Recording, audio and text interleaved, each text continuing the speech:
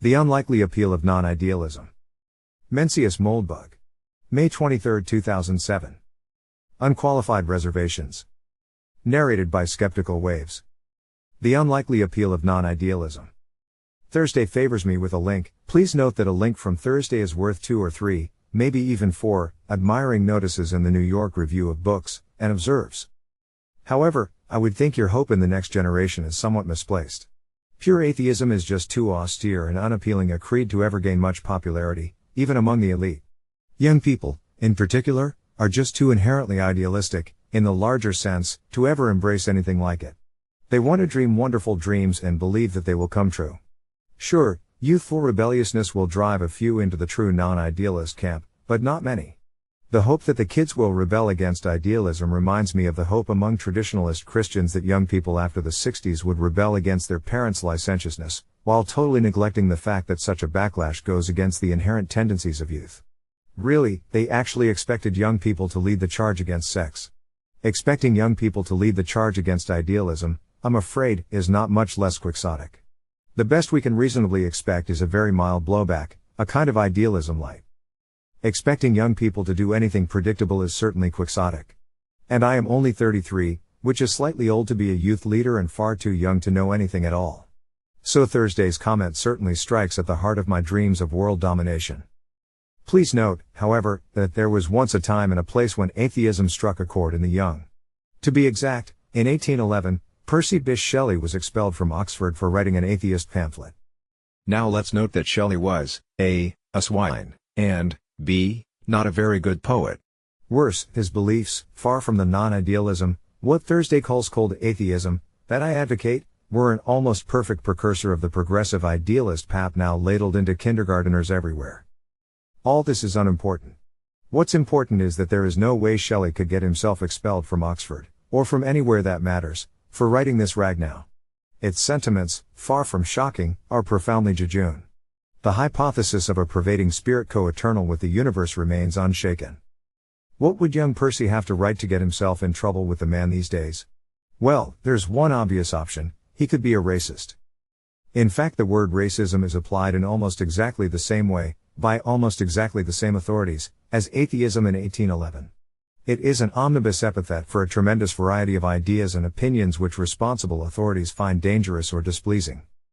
Some of these ideas are sensible and obvious. For example, one might be called a racist for thinking the U.S. should have a fence on the border with Mexico, or for pondering Pinker's dangerous idea.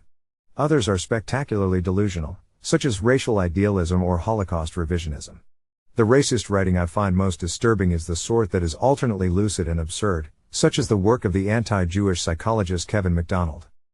Shelley's expulsion may make a little more sense if you consider the fact that, to the people doing the expelling, atheist meant someone like Gracchus Babeuf. The good dons of Oxford did not intend their colleges to be plague vectors of madness and destruction. It took them a couple of centuries to realize that Shelley's pervading spirit could be, if anything, even more the pillar of society than any anthropomorphic biblical god. I certainly don't think of myself as a racist. The concept is too broad and the connotations too nasty for the word to be useful. Nor would I advise anyone to choose selected racist views, even well-selected ones, and use this as a basis for adopting the bad boy label.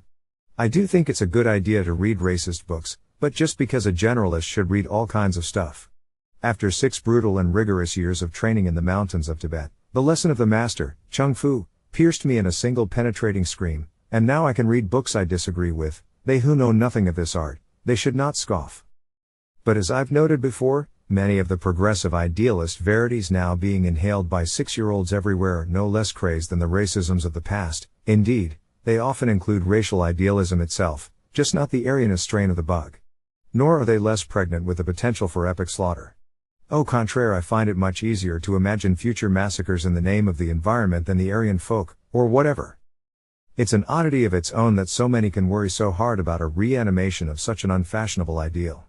In fact, it's almost as if the progressive idealists were still basking in the glory of their last really good war. But couldn't be. After all, they're for peace. So there is an excitement to non-idealism. The excitement is in realizing that all the crap that's being pumped into your ears is exactly that. Remember that my definition of an ideal is an undefined universal. Humanity fits this definition. So does democracy. But truth doesn't, it's an axiom, not a mystery. You can't think if you don't know what truth is. The moment in which your doubts congeal into a definite picture of reality, which is yours and yours alone, except of course for everyone else in the dorm, is a classic coming-of-age experience. Ideally, this is combined with powerful drugs. My orange-robed minions are not known for their pharmaceutical inhibitions. This is no doubt how Shelley thought when he thought about God. Such moments terrify the old and powerful, and they should. Realizing that ideals are mighty strange things to believe in is a moment of logical truth. It is a difficult moment, no doubt about it, and it takes a lot of factual and philosophical background. I have endeavored to supply these goods and I will continue to do so. But there is a matching emotional truth that demands no training at all. Possibly the strangest thing about the way young people in the West learn to think these days is that their minds are constantly overloaded with what one might call sentiment. Sentiment is a learned emotional response. It is a kind of practiced empathy, or antipathy. The idea of sentiment is that if we all genuinely feel the right emotional response to events in the world, this will motivate us to support good works, or to oppose evil ones. This concept is of course derived from Christianity, specifically its pietist, postmillennial Protestant strain. Progressive idealism has inherited it almost completely intact. Of course, there is such a thing as genuine feeling, and there is such a thing as trained feeling. The two are quite orthogonal. A bus plunge is one thing. A bus plunge with your aunt on it is another. The non-idealist moment is the realization that sentiment is dangerous. It is in fact a hook by which almost anyone can be manipulated in almost any direction. For example, any side in any war is certain to be committing dark and evil deeds, because war is a dark, evil thing. Any side in any war is also certain to be suffering horribly, because war is a well-known cause of suffering. It is bad for children and other living things. Therefore there are always plausible emotional reasons to oppose war and to favor peace. But, of course, neither side in a war wants war and both want peace. They intend to obtain this nice commodity by winning the war. Since few wars end in a mathematically perfect tie, at least one of them will. Thus, the armies of the sentimental, which are more legion every day, can be used to support either side in a war. And typically these days they are. In some ways, progressive idealists realize this. In fact, they are very concerned, indeed bizarrely concerned, about the possibility that someone, somewhere, might be manipulated into sentimental hate. Perhaps this is because artificial hate was one of the favorite tools of their favorite enemies, the racial idealists, whose blackened bones may yet be unearthed in some suburb of Dresden and spring shockingly to life, performing the Hitler salute and screaming skeletal imprecations about Die Juden. Except for these ancient foes, however, and of course their modern descendants, the National Socialist Republican Workers' Party, the pies are not all that interested in hate. Instead, their favorite sentiments are love, pity, and guilt. Quite a few songs can be built on these three simple chords, especially if you throw in just a touch of hate for the dramatic climax. The overall sense that history will get from the progressive idealist period, I suspect, is a tremendous taste of saccharine. Love, pity, and guilt are all emotions from the sweet side of the spectrum. When these emotions, which in normal life are relatively uncommon and certainly not felt every moment of every day, are turned up to 11 and pumped out the school loudspeaker in endless, repetitive patterns, the result is a sort of numbing alienation, which I'm sure is often diagnosed as ADHD. Presumably doing a pile of speed with your daily dose of the environment or the travails of the indigenous peoples does something to mitigate the feeling that you're swimming in corn syrup. What you realize as a non-idealist is that it's okay not to participate in these rights. You don't even need to deny them. You don't need to raise your hand and say I hate the environment, or I think I might be a racist. You can practice what Czeslaw Miłosz called Ketman, not only rejecting the whole ridiculous circus, but deriving real visceral pleasure from the exercise of pretending to conform with it. And instead, you can love only the things that you yourself love, pity only the people that you yourself pity, and feel guilty only for any crimes that you yourself have committed.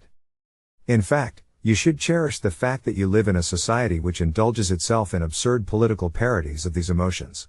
Because when you actually feel the real things, and distinguish them from their sentimental counterfeits, you get to feel special. And everyone likes to feel special, not just young people.